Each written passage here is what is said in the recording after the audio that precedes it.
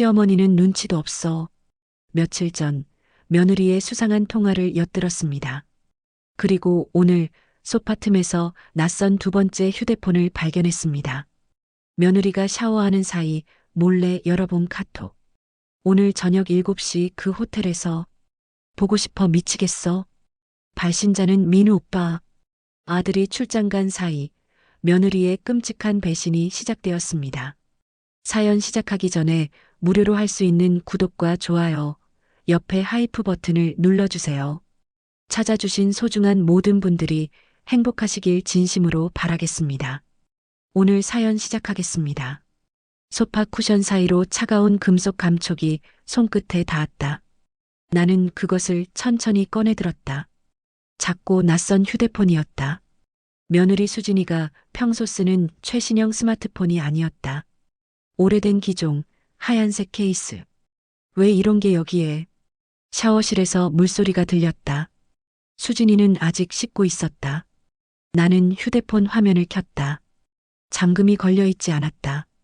화면에 카카오톡 메시지가 떠올랐다.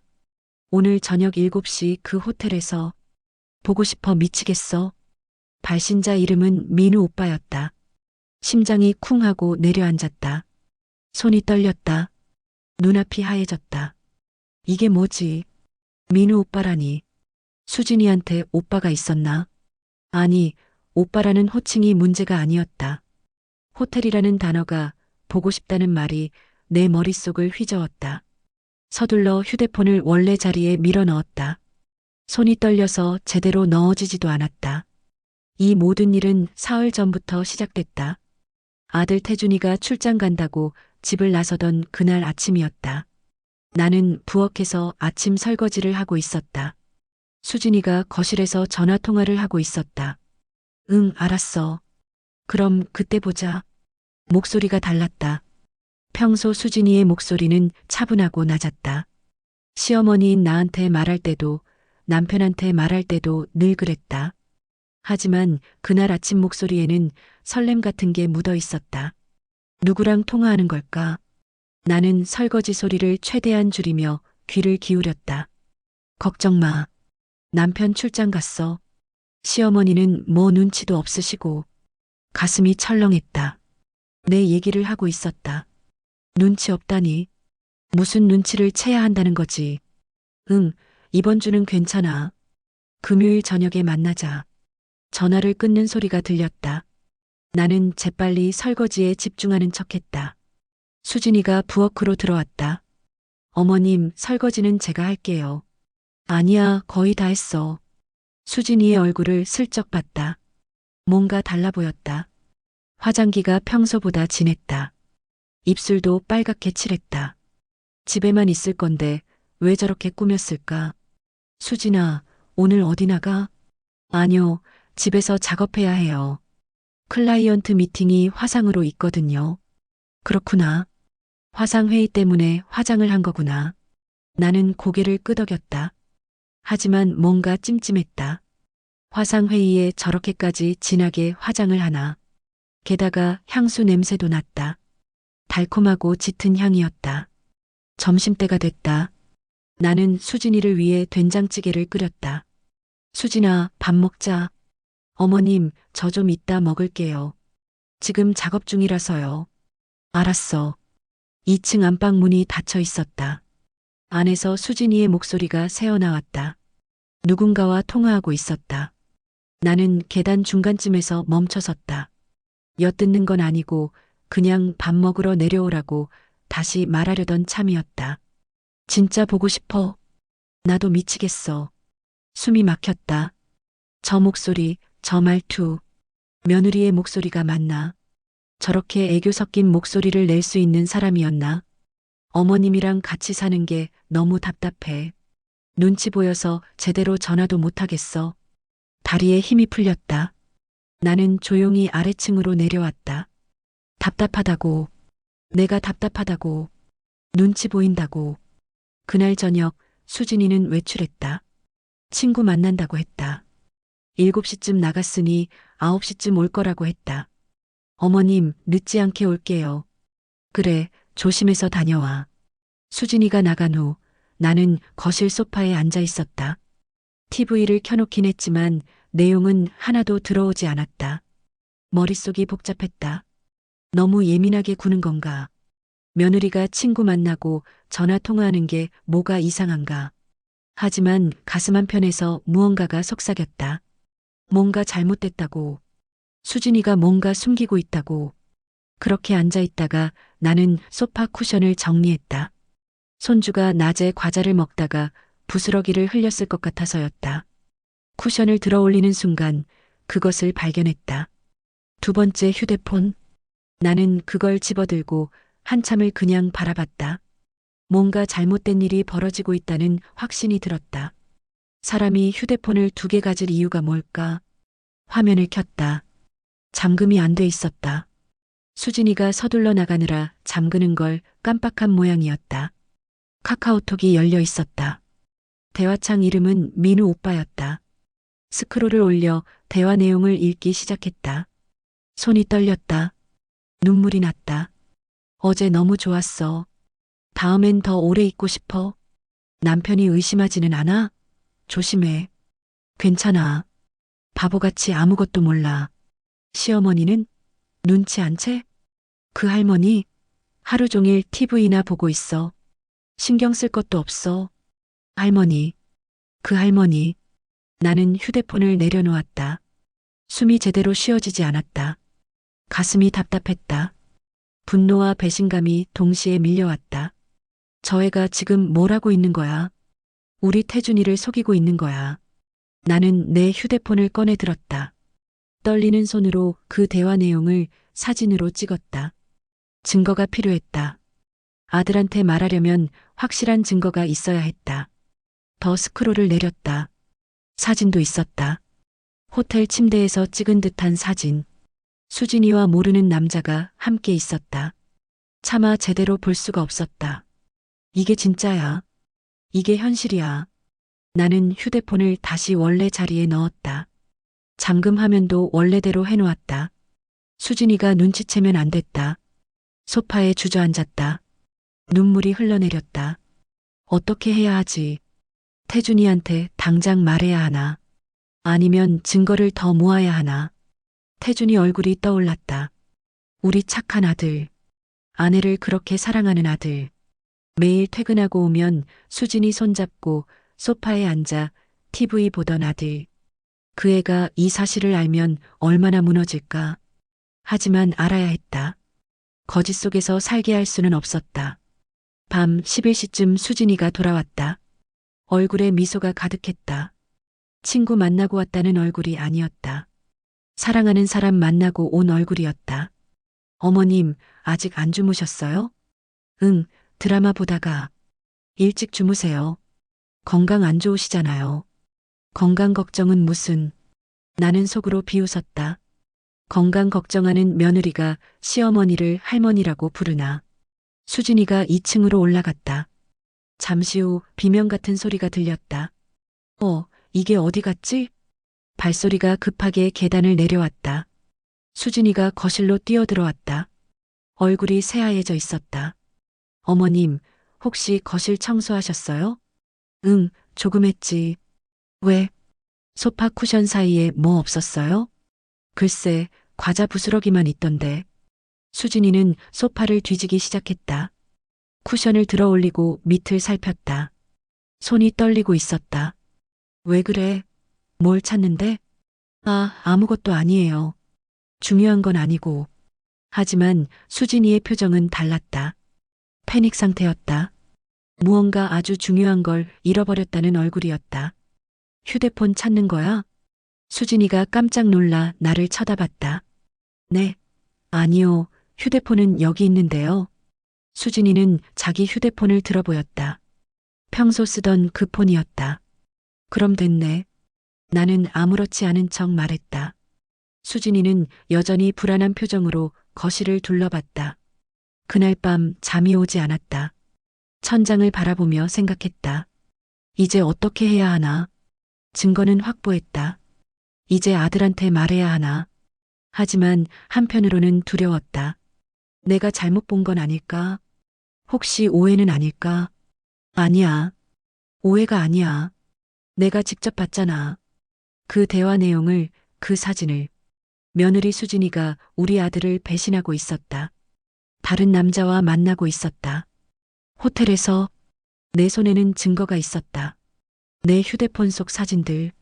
하지만 그걸 아들한테 보여주는 순간 우리 가족은 산산조각 날 것이었다. 그래도 해야 했다. 진실을 마주해야 했다. 창밖으로 달빛이 스며들었다. 고요한 밤이었지만 내 가슴속은 폭풍이 몰아치고 있었다. 내일부터 나는 더 확실한 증거를 모아야겠다고 다짐했다. 아들을 위해서, 우리 가족을 위해서. 두 번째 휴대폰은 분명 다시 나타날 것이었다. 그리고 나는 그걸 놓치지 않을 것이었다. 며칠이 지났다. 수진이는 두 번째 휴대폰을 찾지 못한 것 같았다. 아니, 어쩌면 포기한 건지도 몰랐다. 외출할 때마다 조마조마한 표정으로 가방을 뒤적이다가 결국 그냥 나가곤 했다. 나는 그 휴대폰이 어디 있는지 알고 있었다. 내 방 서랍 깊숙한 곳에 숨겨뒀다. 속옷 사이에 꼭꼭 숨겨서 아무도 찾을 수 없는 곳에. 매일 밤 그 휴대폰을 꺼내봤다. 새로운 메시지가 와 있을까봐. 더 확실한 증거가 있을까봐. 메시지는 계속 왔다. 민우 오빠라는 사람이 하루에도 몇 번씩 문자를 보냈다. 수진아, 연락이 안 되네. 폰 바꿨어? 새 번호 알려줘. 걱정돼. 어제 호텔 예약했어. 이번 주 목요일 괜찮지? 호텔. 또 호텔이었다. 손이 떨렸다. 분노가 치밀어 올랐다. 저 남자도 수진이도 둘 다 용서할 수 없었다. 아침 식사 시간이었다. 수진이는 평소처럼 식탁에 앉아 있었다. 얼굴에는 아무런 표정 변화가 없었다. 마치 아무 일도 없는 것처럼. 어머님, 계란말이 정말 맛있어요. 그래, 많이 먹어. 나는 담담하게 대답했다. 속으로는 구역질이 났지만 수진이가 밥을 먹는 모습을 보는 게 이렇게 힘들 줄은 몰랐다. 저 입으로 다른 남자한테 사랑한다고 속삭였을 거라는 생각을 하니 밥맛이 떨어졌다. 수진아, 요즘 자주 외출하네? 네. 아, 클라이언트 미팅이 좀 많아서요. 그래, 일 열심히 하는 건 좋은데 몸 상하지 않게 조심해. 감사해요, 어머님. 감사하긴. 나는 속으로 비웃었다. 시어머니 걱정은 고맙다면서 뒤에서는 할머니라고 부르는 주제에. 식사가 끝나고 수진이는 2층으로 올라갔다. 샤워를 한다고 했다. 기회였다. 나는 조용히 수진이 방으로 올라갔다. 심장이 쿵쾅거렸다. 들키면 안 됐다. 수진이의 가방이 침대 위에 놓여 있었다.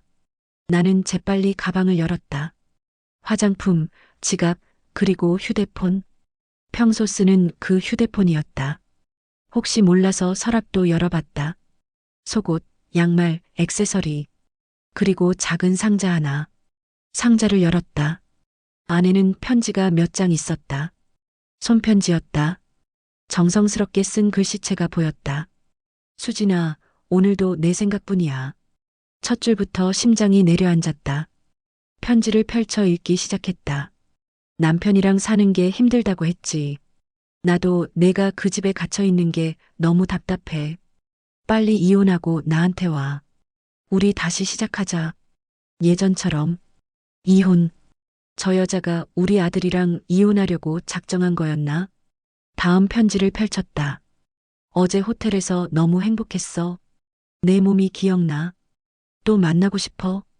미치도록. 편지를 더는 읽을 수가 없었다. 손이 떨려서 글씨가 제대로 보이지도 않았다. 물소리가 멈췄다. 수진이가 샤워를 끝낸 모양이었다. 나는 재빨리 편지를 상자에 넣고 서랍을 닫았다. 내 방으로 돌아와 문을 닫았다. 숨이 거칠게 쉬어졌다. 이건 단순한 실수가 아니었다. 계획적이고 지속적인 불륜이었다. 게다가 이혼까지 생각하고 있었다. 우리 태준이는 아무것도 모르고 있었다. 아내를 믿고 사랑하고 매일 웃으며 출근하고 있었다. 그날 저녁 태준이가 퇴근했다. 평소보다 일찍 들어왔다. 엄마 다녀왔어요. 왔구나. 오늘 일찍 왔네. 네, 오늘 일 금방 끝났어요. 태준이는 거실로 들어가 수진이 옆에 앉았다. 수진이의 어깨에 머리를 기댔다. 여보, 오늘 힘들었어. 팀장님이 또 갑자기 일 추가하시고. 고생했어요, 오빠. 맥주 마실래요? 좋지. 수진이는 부엌으로 가서 맥주를 꺼냈다. 태준이에게 건네며 활짝 웃었다. 사랑스러운 아내의 미소였다. 나는 그 모습을 보고 있을 수가 없었다. 가슴이 찢어지는 것 같았다. 저 웃음이 다 거짓이야. 저 애교가 다 연기야. 우리 아들은 모르고 있어. 방으로 들어가 문을 닫았다. 베개에 얼굴을 묻고 울었다. 소리 없이 조용히. 어떻게 해야 하지? 태준이한테 당장 말해야 하나? 아니면 더 확실한 증거를 모아야 하나? 편지만으로는 부족할 것 같았다. 수진이가 부인하면 그만이었다. 옛날 편지라고 둘러댈 수도 있었다. 더 확실한 증거가 필요했다.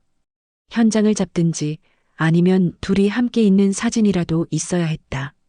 며칠 후 기회가 왔다. 수진이가 또 외출한다고 했다. 이번에는 대학 동창 모임이라고 했다. 어머님, 저녁 늦을 것 같아요. 걱정 마세요. 그래, 조심해서 다녀와. 수진이가 나간 후 나는 그녀의 두 번째 휴대폰을 다시 꺼냈다. 새로운 메시지가 와 있었다.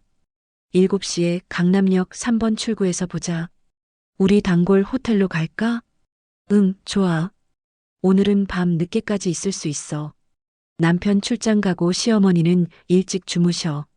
나는 그 메시지를 내 휴대폰으로 사진 찍었다. 그리고 결심했다.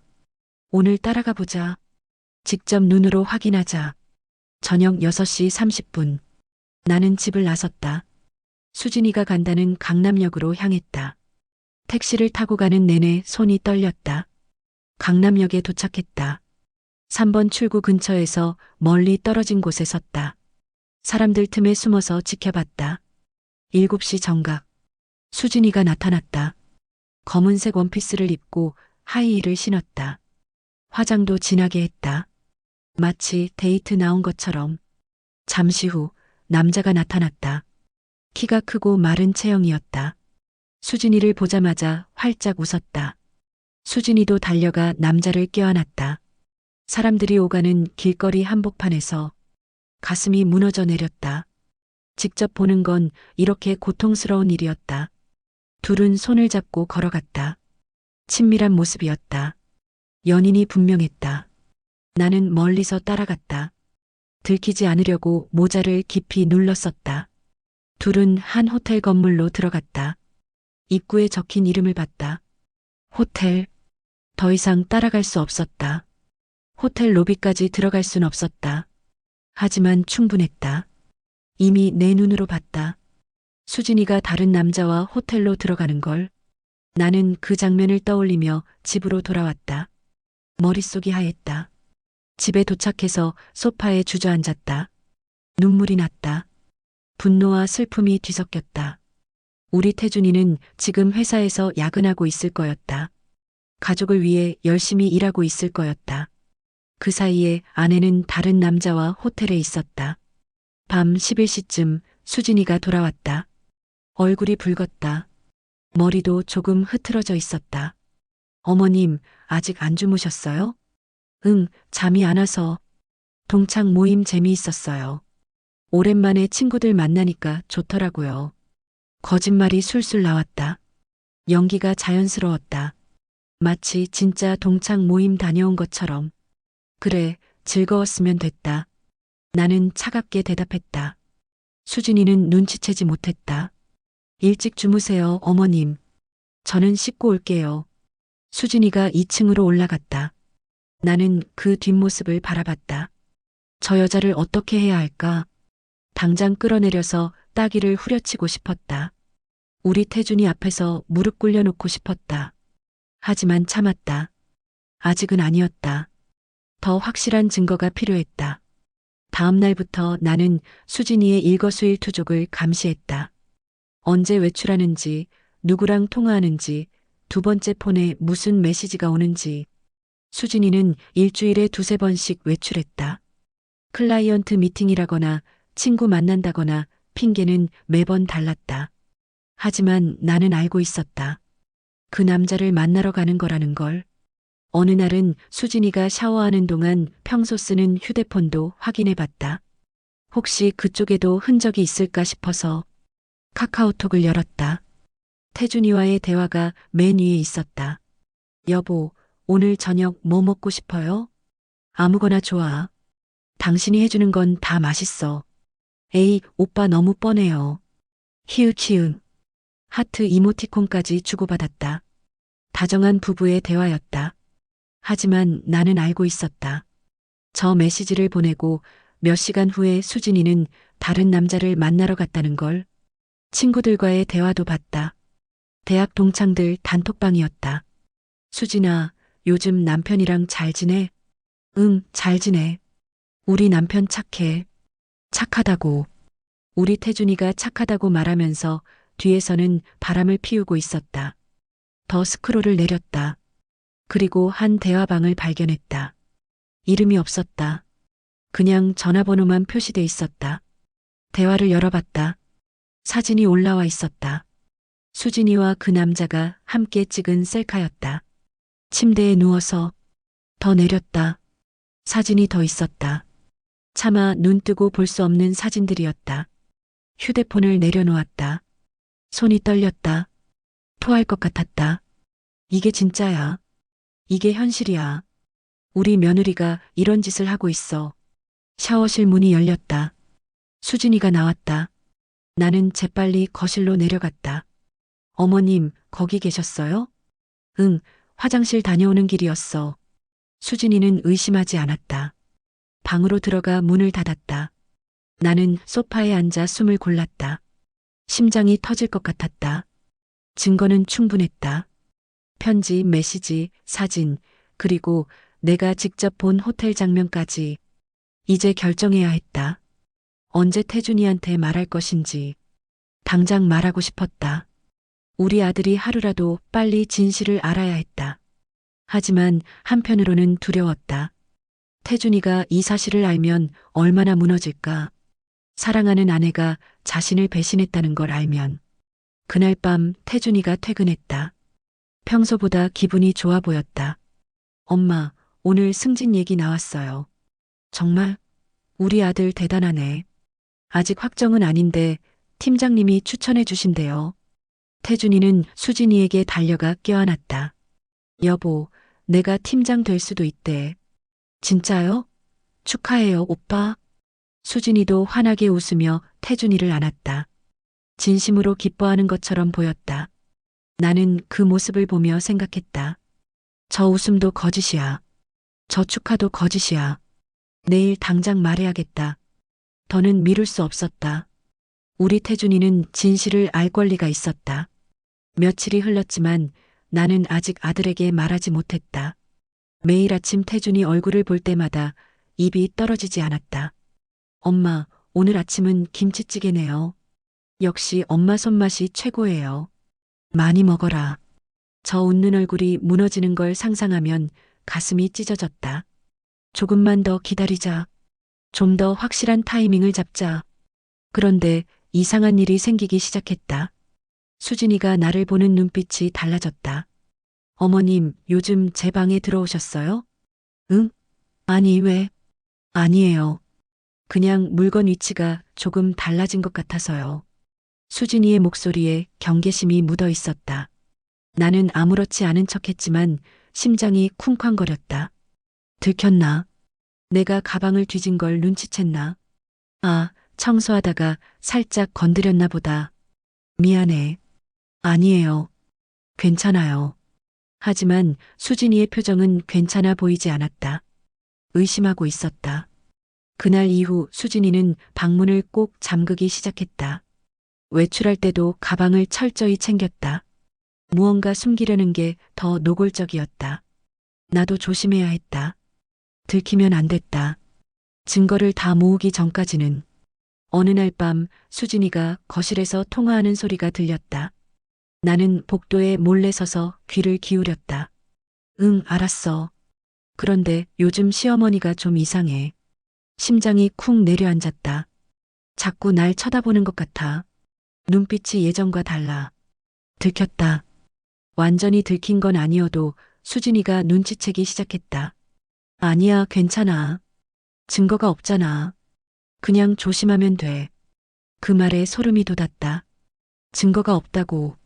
본인도 잘못한 걸 아는 거였다. 다음 주 남편 출장 가잖아. 그때 우리 집으로 올래? 시어머니는 어떻게든 보낼게. 손이 떨렸다. 감히 이 집에, 내 아들 집에 그 남자를 들이겠다고. 걱정 마. 시어머니한테 친정 가라고 할게. 엄마 안 좋으시다고 하면 가실 거야. 나는 더 이상 듣지 못하고 방으로 돌아갔다. 온몸이 부들부들 떨렸다. 참을 수 없었다. 이제 정말 한계였다. 다음 날 아침 수진이가 말했다. 어머님, 친정 엄마가 많이 편찮으시대요. 다음 주에 한번 다녀오실래요? 갑자기 뭐가 안 좋으신데? 허리가 안 좋으시대요.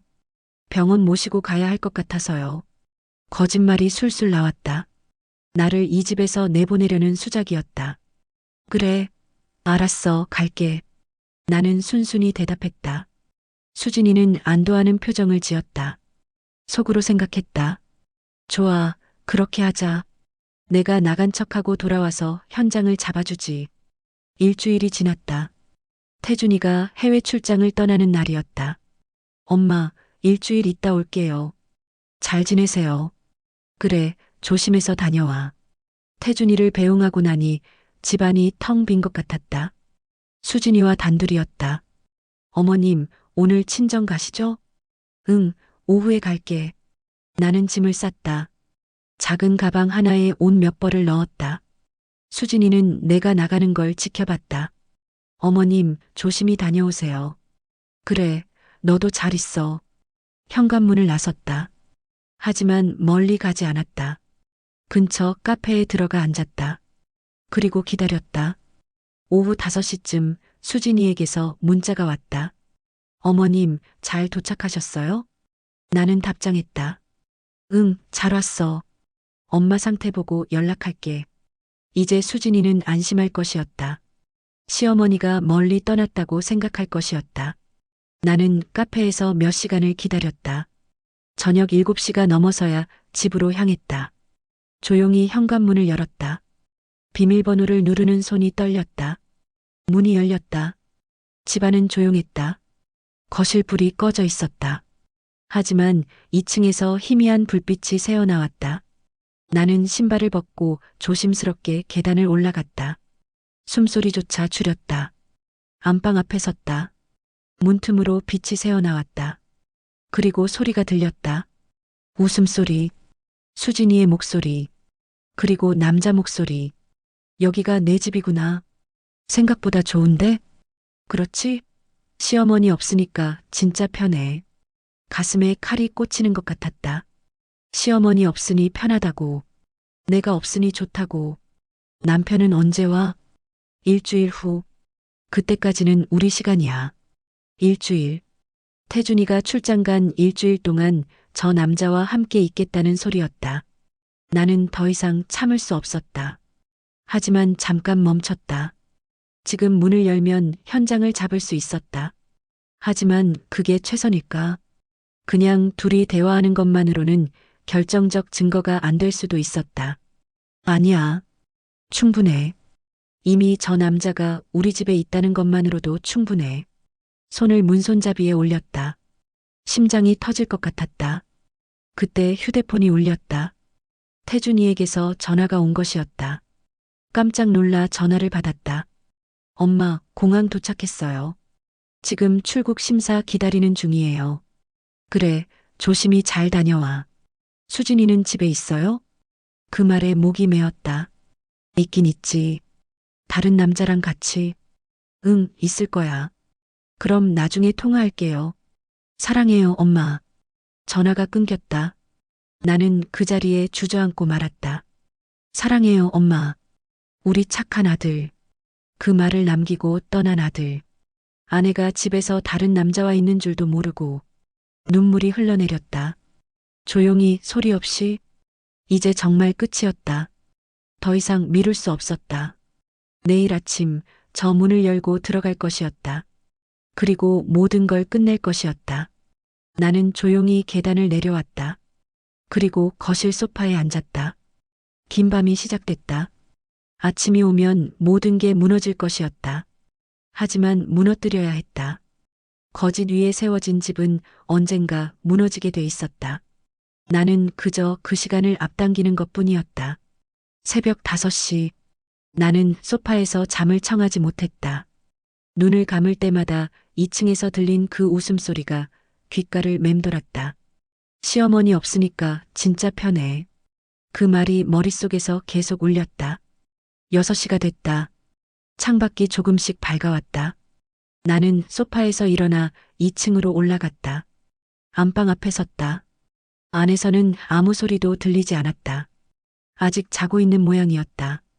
손을 문손잡이에 올렸다. 떨렸다. 이 문을 여는 순간 모든 게 끝날 것이었다. 심호흡을 했다. 그리고 문을 벌컥 열었다. 일어나. 침대에 두 사람이 누워 있었다. 수진이와 낯선 남자. 이불을 덮고 있었지만 상황은 명백했다. 수진이가 비명을 질렀다. 남자는 벌떡 일어나 앉았다. 어머님? 내가 어머님이야, 내가. 나는 차갑게 말했다. 목소리가 떨리지 않았다. 분노가 두려움을 삼켜버렸다. 이게 무슨 짓이야? 내 아들 집에서. 수진이는 얼굴이 새하얘진 채 이불을 끌어안았다. 남자는 황급히 옷을 찾았다. 저기, 오해예요. 오해? 뭐가 오해야? 나는 남자를 노려봤다. 남자는 눈을 마주치지 못하고 고개를 돌렸다. 당장 나가. 지금 당장. 남자는 옷을 주섬주섬 챙겨 입었다. 수진이가 그의 팔을 잡으려 했지만 남자는 뿌리쳤다. 미안, 수진아. 나 먼저 갈게. 민우 오빠. 하지만 남자는 뒤도 돌아보지 않고 계단을 내려갔다. 현관문이 쾅 닫히는 소리가 들렸다. 비겁한 놈. 여자만 두고 도망쳤다. 나는 침대 옆에 섰다. 수진이는 이불 속에서 떨고 있었다. 수진아, 일어나서 옷 입어. 어머님, 제 말 좀 들어주세요. 입고 나와. 거실에서 이야기하자. 나는 먼저 거실로 내려갔다. 소파에 앉아 기다렸다. 10분쯤 지나 수진이가 내려왔다. 머리는 헝클어져 있고 얼굴은 부어 있었다. 울었던 모양이었다. 앉아. 수진이는 소파 끝에 조심스럽게 앉았다. 고개를 들지 못했다. 얼마나 오래됐어? 뭐가요? 저 남자랑. 얼마나 오래 만났냐고. 침묵이 흘렀다. 수진이는 입술을 깨물었다. 대답해. 1년쯤요. 1년. 우리 태준이랑 결혼한 지 3년인데 그중 1년을 바람 피운 거였다. 왜? 죄송해요. 죄송하다고 해서 될 일이야? 왜 그랬냐고 물었잖아. 수진이가 고개를 들었다. 눈물이 흘러내렸다. 사랑했어요. 민우 오빠를. 그 말에 피가 거꾸로 솟았다. 그럼 우리 태준이는? 결혼은 왜 했어? 태준 오빠도 좋았어요. 착하고 성실하고. 근데 민우 오빠를 잊을 수가 없었어요. 그래서 결혼해놓고 바람을 피운 거야? 수진이는 대답하지 못했다. 그저 울기만 했다. 저 남자가 대학 선배지? 첫사랑? 어떻게 아세요? 다 봤어. 너희 문자, 편지, 사진. 다. 수진이의 얼굴이 하얘졌다. 두 번째 휴대폰도 내가 가지고 있어. 증거 다 있어. 어머님, 제발. 태준이한테 전화해. 내 입으로 직접 말해. 안 돼요. 제발 한 번만 용서해 주세요. 수진이가 내 앞에 무릎을 꿇었다. 손을 잡으려 했지만 나는 뿌리쳤다. 용서? 1년 동안 내 아들 속이고 다른 남자 만난 내가 용서를 바라? 정말 잘못했어요. 다시는 안 그럴게요. 민우 오빠랑 끊을게요. 이미 늦었어. 나는 휴대폰을 꺼냈다. 태준이에게 전화를 걸었다. 엄마, 왜 이렇게 일찍? 태준아, 지금 당장 들어야 할 얘기가 있어. 무슨 일이에요? 목소리가 왜 그래요? 수진이가 울며 손을 저었다. 하지만 나는 말했다. 수진이가 바람 폈어. 다른 남자 만났어. 1년 동안 전화기 너머로 침묵이 흘렀다. 긴 침묵이었다. 뭐라고요? 미안하다, 아들아. 엄마가 직접 봤어. 오늘 새벽에 우리 집에서. 거짓말이죠? 엄마, 무슨 농담이에요? 농담이었으면 좋겠다. 근데 진짜야. 수진이가 전화기를 빼앗으려 했다. 나는 피했다. 수진이 바꿔줘요. 나는 수진이에게 전화기를 건넸다. 수진이는 떨리는 손으로 전화를 받았다. 여보. 태준이의 목소리가 들렸다. 크게 울리지는 않았지만 단호했다. 사실이야? 미안해. 사실이냐고. 응. 전화가 끊겼다. 수진이는 그 자리에 주저앉았다. 끝났어. 다 끝났어. 나는 차갑게 말했다. 짐 싸. 오늘 안으로 나가. 어머님, 제발. 더 이상 할 말 없어. 내 아들한테 한 짓 생각하면 당장 경찰에 신고하고 싶을 정도야. 수진이는 2층으로 올라갔다. 짐 싸는 소리가 들렸다. 나는 소파에 앉아 눈을 감았다. 끝났다. 이제 정말 끝났다. 하지만 마음 한편이 무거웠다. 옳은 일을 한 건 맞지만 우리 태준이가 받을 상처가 보였다. 2시간 후 태준이에게서 전화가 왔다. 엄마, 비행기 바꿔서 오늘 저녁에 들어가요. 그래, 조심히 와. 수진이는? 짐 싸고 있어. 알겠습니다. 그날 저녁 수진이는 큰 캐리어 2개를 끌고 집을 나갔다. 친정으로 간다고 했다. 어머님, 정말 죄송했어요. 수진이는 고개를 숙인 채 현관문을 나섰다. 뒤돌아보지 않았다. 밤 10시쯤 태준이가 돌아왔다. 헬쑥해진 얼굴이었다. 눈이 충혈돼 있었다. 엄마. 태준이가 내 품에 안겼다. 그리고 울기 시작했다. 왜 이런 일이 생긴 거예요? 뭘 잘못한 거예요? 내 잘못이 아니야. 전 수진이를 사랑했어요. 정말 사랑했는데. 알아, 엄마가 다 알아. 나도 눈물이 났다. 우리 아들이 이렇게 무너지는 걸 보는 게 이렇게 고통스러울 줄 몰랐다. 엄마, 고마워요. 엄마가 아니었으면 평생 속고 살았을 거예요. 미안해, 아들아. 엄마가 더 일찍 말했어야 했는데. 아니에요. 증거 없이 말하면 믿지도 않았을 거예요. 태준이는 한참을 울었다. 나는 그저 아들의 등을 토닥였다. 긴 밤이었다. 하지만 이제 진실은 밝혀졌다. 거짓은 끝났다. 4개월이 지났다. 거실 탁자 위에 이혼 조정서가 놓여 있었다. 오늘 최종 서명이 끝났다. 수진이는 위자료 한 푼 받지 못했다. 불륜이 명백했으니까. 엄마, 저 좀 쉴게요. 태준이는 방으로 들어갔다. 문 닫히는 소리가 무거웠다. 요즘 태준이는 많이 변했다. 웃음이 사라졌다. 퇴근하면 방에 들어가 나오지 않았다. 주말에는 술을 마셨다. 태준아, 저녁 먹자. 배 안 고파요. 그래도 먹어야지. 나중에 먹을게요. 이런 대화가 매일 반복됐다. 나는 거실에 홀로 앉아 TV를 봤다. 하지만 내용은 머릿속에 들어오지 않았다. 태준이 얼굴만 떠올랐다. 내가 옳은 일을 한 건 맞다. 진실을 말한 건 당연했다. 하지만 아들의 무너진 모습을 보면 가슴이 찢어졌다. 이게 정말 최선이었을까? 어느 날 밤 태준이가 술에 취해 들어왔다. 엄마, 술 마셨구나. 물 줄게. 괜찮아요. 태준이는 소파에 털썩 앉았다. 눈이 충혈돼 있었다. 오늘 수진이 짐 다 가져갔어요. 그래. 결혼 사진도 여행 갔을 때 산 물건들도 다. 태준이의 목소리가 떨렸다. 엄마, 전 정말 수진이를 사랑했어요. 알아. 근데 왜 저한테 이런 짓을 한 거예요? 제가 뭘 잘못했어요? 내 잘못이 아니야. 그럼 뭐예요? 제가 부족해서? 돈을 못 벌어서? 아니야. 그 애가 잘못한 거야. 너는 아무 잘못도 없어. 태준이는 고개를 떨궜다. 어깨가 떨렸다. 울고 있었다.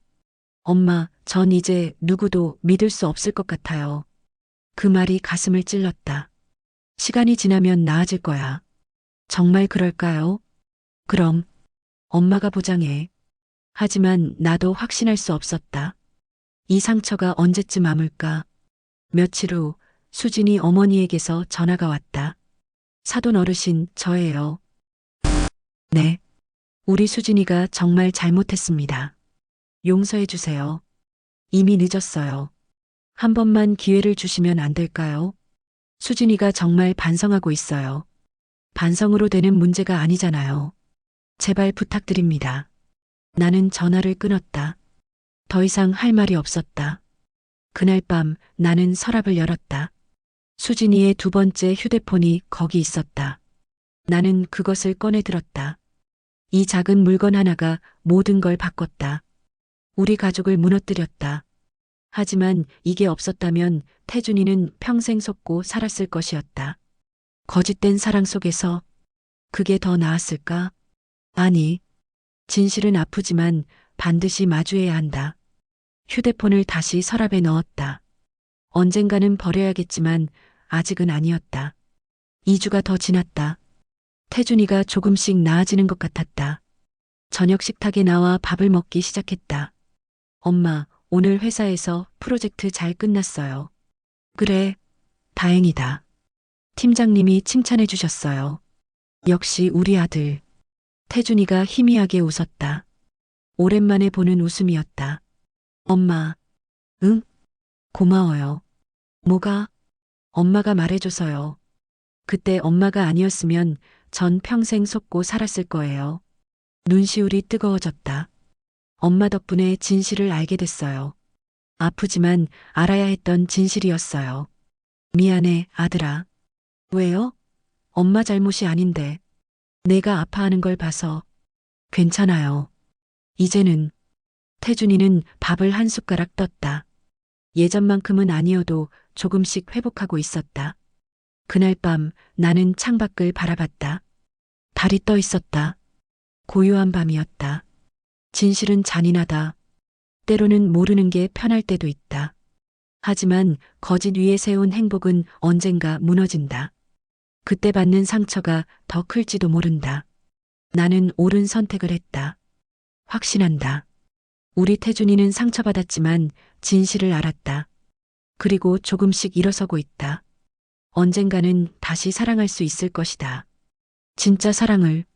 나는 서랍을 열어 두 번째 휴대폰을 꺼냈다.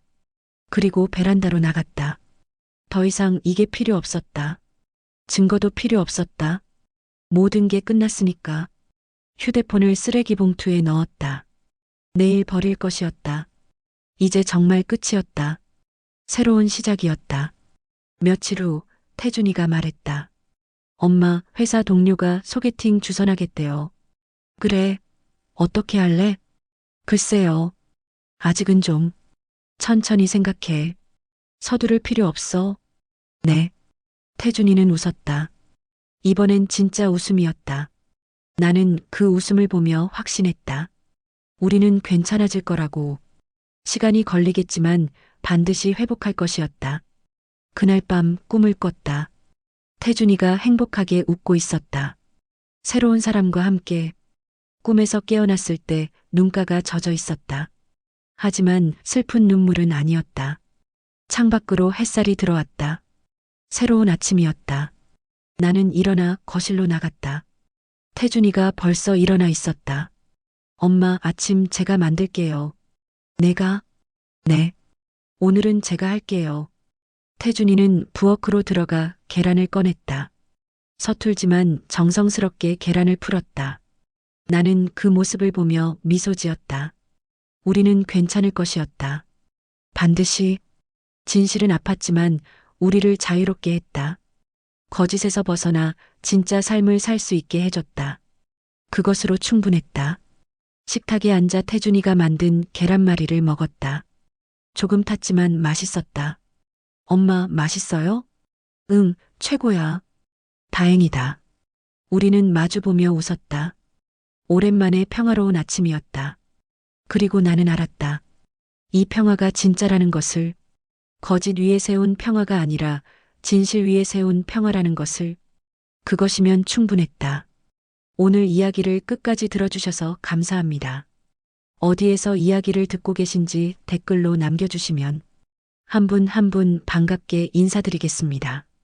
오늘도 행복하시고 건강한 하루 되시길 진심으로 바라겠습니다.